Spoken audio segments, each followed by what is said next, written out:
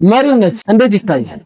ወይም ደግሞ ሊደርሺፕ የምንለው በእንግሊዘኛ ማለት ብዙዎቻችን መሪዎች አይደለንም ብለን ከመሪነት ቦታ ራሳችንን ወደኋላ አስቀር ብዙዎቻችን መሪ ያልሆኑትን ሰዎች ወይም የመብራት ብቃት የሌላቸው ሰዎች ወደፊት አድርገን በእነሱ የመመራት ዕዳ ውስጥ ገባ። ለዚህ ነው አንዳንድ ሀገራት ወይም አንዳንድ ቦታዎች ላይ መሪ መሆን ሳይችሉ ብዙ ህብረተሰብን እየገሩ ወይም ደግሞ እየገፉ ከገደል ይጥላል። ይህ በኢኮኖሚ፣ በሶሻል፣ በፖለቲካል በተለያዩ አንጻሮች ሲታይ በጣም አሳዛኝ የሆነ ታሪክ ነው። እናም በዚህ ፕሮግራማችን መሪነት ይወለዳል ወይንስ ደግሞ መሪነት በተፈጥሮ ብቻ ሳይሆን በትምህርት፣ በእገዛ፣ በተለያዩ ድጋፎች ሰዎች የመሪነትን ሁኔታ ያዳብራሉ የሚለውን እናያለን። አብራችሁ እንድትቆዩ በአክብሮት እጋብዛለሁ። ይህ ማስራስ ዩቲዩብ ቻናል ማስራስ ዩቲዩብ ቻናልን ሰብስክራይብ ካላደረጋችሁ ሰብስክራይብ የምትለዋን በተን እንደዚሁም ደግሞ የምንለቃቸው መረጃዎች ቶሎ እንዲደርሳችሁ የደውሏን ምልክት በመጫን ቤተሰብ እንድትሆኑና እንደዚህ አይነት የሚያበቁ ሰክሰስ ወይም ደግሞ ውጤታማ ሊያደርጉ የሚችሉ ነጥቦችን ስለምናነሳ አብራችሁን እንድትቆዩ በአክብሮት እንጠይቃለን ማለት ነው። አሁን ቀጥታ ወደ መሪነት። ቅድም እንደጠቀስኩት ብዙዎቻችን መሪነትን እንፈራ። አንዳንድ ሰው ደግሞ መሪነትን ከተፈጥሮ ያገኘዋል በእድገት ይላል። ስለዚህ ከተፈጥሮ ካገኟቸው መሪዎች አንደኛው አሌክዛንደር ዘግሬትን ማንሳት ይቻላል። እንደዚሁም ደግሞ ከተፈጥሮ መሪነትን ከታደሉት ውስጥ ደግሞ ሰለሞን ወይም ደግሞ ጠቢቡ ሰለሞንና ንጉስ ዳዊትን ማንሳት ይገባል። እነዚህ ሰዎች በተፈጥሮ መሪነትን ዴቨሎፕ አድርገው መሪነትን አሳድገው ብዙ ነገሮችን ብዙ ታሪኮችን የፈጸሙ ሰዎች ናቸው። እናም አብዛኞቻችን ደግሞ መሪነትን በውስጣችን ቢኖር እንኳን ለመተርጎም ወይም ደግሞ አውጥቶ ለመመንዘር ወደ ኋላ የምንቸገር ሰዎች። ይህም የተለያየ አይነት ፍርሃቶች፣ አስተዳደጎች፣ የተለያዩ የሆነ ስነ ልቦናዊ ችግሮችም አብሮን የተያዘ ነው ማለት ነው። ለዚህ ነው ብዙዎቻችን መሪ ባልሆኑ ሰዎች እየተመራንና ብዙ ችግር ውስጥ እየገባን እንገኝ።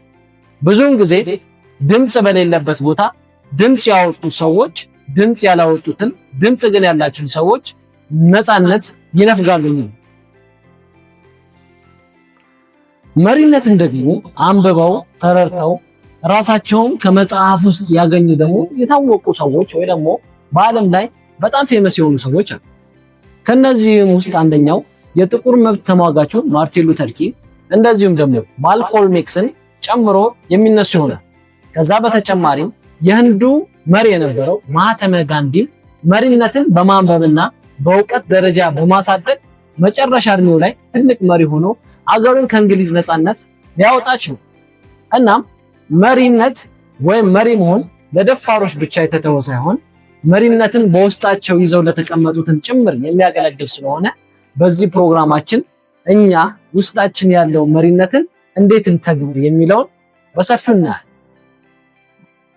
እና ጆን ሲ ማክስዌል እንደጻፈው 360 ሊደርስ ላይ መሪነት በየትኛውም አቅጣጫ ሊኖር ይችላል።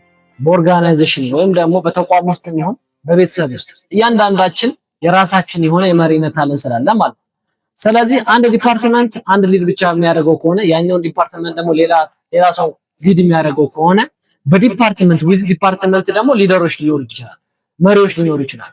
ሶ ይሄ ኮሙሌቲቭ የሆነ ወይም ደግሞ ድምር የሆነ ውጤት ነው ኦርጋናይዜሽኑን ወይም ቤተሰቡን ወደ ትልቅ ሰክሰስ ሊመራ የሚችል እና ባለንበት ቦታ ሁላችንም መሪዎች ስለሆነ 360 ዲግሪ ሊደርስ ወይም 360 ዲግሪ መሪ መሆን እንችላለን ማለት ነው። ግዴታ አንዱን መጠበቅ ወይም ደግሞ ማናጀሩን መጠበቅ ወይም ጄነራል ማናጀሩን መጠበቅ ወይ ጠቅላይ ሚኒስትሩን መጠበቅ አይጠበቅም። እኛም የሚጠበቅብን ስራ ከሰራን እያንዳንዱ ነገር መለወጥ የምንችልበትን መንገድ ያመላክታል። ለዚህም እንዲያግዘው የተለያዩ ሐሳቦችን አሉ። እናም ዘሜዝ ወይ ዘ ፐዝል ኦፍ ዘ ሚድል ማናጀር ወይም ደግሞ ሚድል ሊደርስ ሚድል ቦታ ላይ ያሉት ሊደሮችን ምን አይነት ሐሳብ እንደሚያቀርብ ምን አይነት ፐዝል እንደሚሆንባቸው ሐሳባቸው ለራሳቸው የሚገልጽበት የተለያዩ መንገዶች አሉ። አንደኛው ዘ ፖዚሽን ሜዝ ይባላል። ይህ ዘ ፖዚሽን ሜዝ የሚያካትተው ምንድነው? I cannot lead if I am not at the top የሚል ላይ ካልሆንኩኝ መምራት አልችልም የሚል ፖዚሽን የሆነ ውስብስብ የሆነ ፐዝል ነው። ሁለተኛው ሜዝ ደግሞ ዘ ዴስቲኔሽን ሜዝ ይል። ይህም ደግሞ ምንድነው የሚለው when I am at the top I will learn to lead።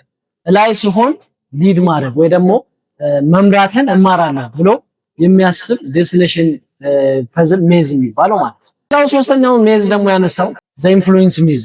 ይሄኛው ደግሞ እኔ ከላይ ሰው ነው when I am at the top I will influence more people የሚል ማለት ነው። ከላይ ሰው ብዙ ሰዎችን ኢንፍሉዌንስ አደርጋለሁ ብሎ የማሰብና ላይም ብቻ የመጠበቅ አባዜ ማለት ነው። አራተኛው ዘ ፍሪደም ሜዝ። ይሄኛው ደግሞ የሚለው ምንድነው when I am at the top I will do whatever I can የምፈልገው ነገር ላይ ሰውን አደርጋለሁ። ስለዚህ ኢንፍሉዌንስ መፍጠርም ስፈልግ ላይ ሆኜ ያደርጋለሁ፣ ሊድም ማድረግ ስፈልግ ላይ ያደርጋለሁ ብሎ ራሱን ፍሪደም ማገኘው ላይ ነው ብሎ ቶፕ ላይ ነው ብሎ ማሰብ ሲጀምር ሚድል ላይ ሆኖ መምራት አይችልም ማለት ነው።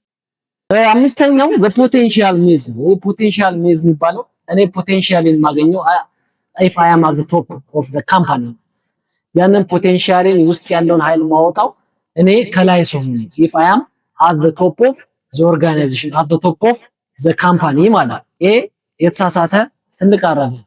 በመጨረሻው ደግሞ the all or nothing ሜዝ ነው።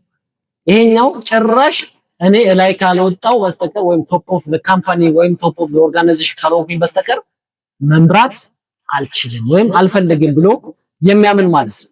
እነዚህ ከላይ የተጠቀስኳቸው 6 ነጥቦችን ካስተካከልን በየትኛው አቅጣጫ መሃል ላይ ምን ከታች መምራት የምንችልባቸው ደረጃዎች እንዳሉ ማወቅና መረዳት ይጠበቅብናል። እናም ብዙውን ጊዜ መሪነት ከታችን ቢጀምር ከመሃልም ቢጀምር ስለሚችል ሁልጊዜ ተመሪ ሆነን መቀጠል የለብንም ማለት ነው። ባለን አቅም ባለን ተግባር መሪነትን መፈለግ፣ መሪነትን መለማመድ፣ መሪነትን ማዳበር ይጠበቅብናል ማለት ነው። እናም ይህንን ቪዲዮ ከወደዳችሁት ሼር ለቤተሰብ ወይም ለወዳጅ በማጋራት ትችላላችሁ። ከዛ በተጨማሪ ደግሞ ኮሜንት ቦክስ ላይ ያሳባችሁን ማስቀመጥ ትችላላችሁ። ግን ሰብስክራይብ ካላደረጋችሁ ቻናሉ ሁላችሁም ሰብስክራይብ በማድረግ ቤተሰብ ሁኑ። ከዛ በተጨማሪ ደግሞ ኖቲፊኬሽን ሊደርሳችሁ አዳዲስ ቪዲዮን ስንለቅ ማለት ነው የኖቲፊኬሽን በተኑን በመንካት ከኛ ጋር መሆናችሁን ግለጹልን። ዛሬ ለነበረን ቆይታ በጣም አመሰግናለሁ። ሁላችንም መሪዎች ነን። መሪነትን ማዳበር ሁላችንም ይጠበቃል። ሰላም